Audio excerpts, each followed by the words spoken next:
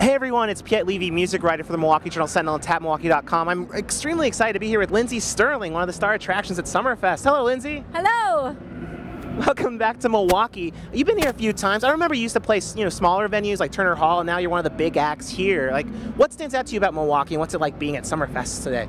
Ooh, Milwaukee has good food. That's Okay. much I know. Yeah. And being at Summerfest has been fun. I mean, we've been in the most humid, hot, awful weather, and so getting out of the bus today was like, oh, this is beautiful. Yeah. Nice people, and the water's right there. I mean, it's just it's so picturesque, and it's been awesome. I remember seeing you for the first time on America's Got Talent. I remember watching it live and being so impressed by you. And you didn't go as far as you probably should have. But for you to turn it around, and become such a big star, tell me about what'd you get from that experience and to become where you are today?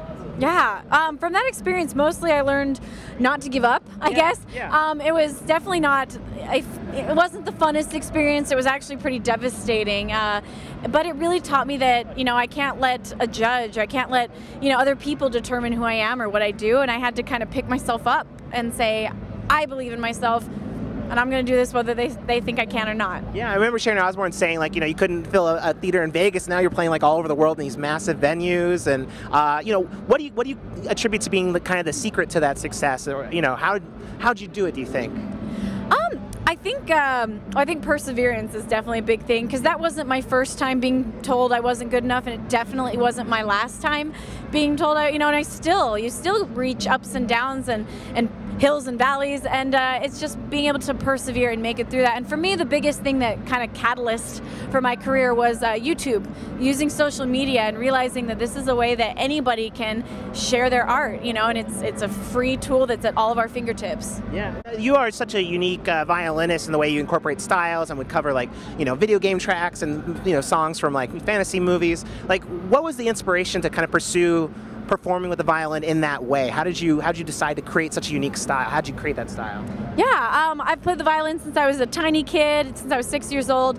I was classically trained, but I always liked to try, dabble in different art forms, whether it was playing fiddle music or I joined a rock band in high school. I played with a country band and toured with them for a year. I've just tried so many different styles of music. I never liked to think that just because I was a violinist, I was stuck in a box over here.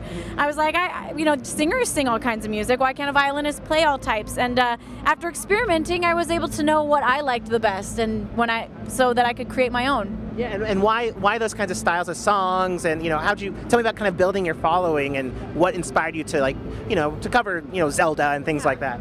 Yeah, well, it's funny, when I was first starting out, no one knew who Lindsey Stirling was. Right. Nobody is searching for Lindsey Stirling Right. dancing violinist, and so I started doing things that were searchable, like the Zelda medley. I was like, oh, people are gonna, that's something that's not only searchable, but is very shareable. There's a community here that's gonna want to share this, and and that's why I did popular songs from the radio hits, but yeah, doing these things that were searchable, and and always making sure it's something that I liked, being a part of. I love cosplay, I love dressing up. So it was still me, but at the same time, it was something that other people would like, and not just me would like. But it's cool too, because with your album Shatter Me, it's a really good album, and you were able to, you obviously people know you from the covers, but you're able to do your own sound and still succeed. Tell me about making that album and what you got from that experience.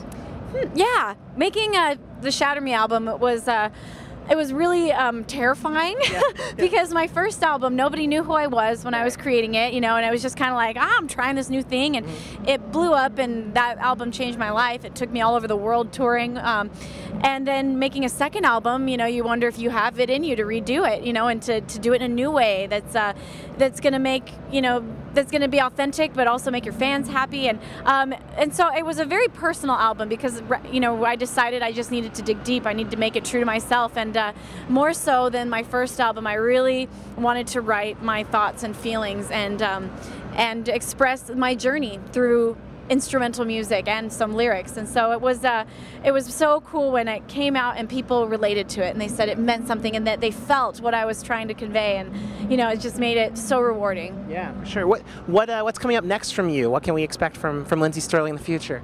Yeah, well, lots of touring this summer. I have a book that's going to be coming out. Cool. Tell me about that. I'm really excited about it. I've been working on it for 2.5 years with my sister, and it's going to be published on January 11th. Okay. And so it's a memoir, and it's very lighthearted and humorous at times, but then there's also stories that talk about kind of the deeper side of myself, my musical journey, the ups and downs, you know, my struggles with anorexia and how I overcame it, and you know, and left it behind me, and so it's a very, I feel, empowering book, because and I'm really excited, especially for young girls, you know, to be able to read these stories of, you know, of the ups and downs and realize that no one's alone. Everybody has these. It's been great, Lindsey. It's been great to watch your career and watch you grow, and thanks so much for chatting with us. Yes, thank you for having me. Later.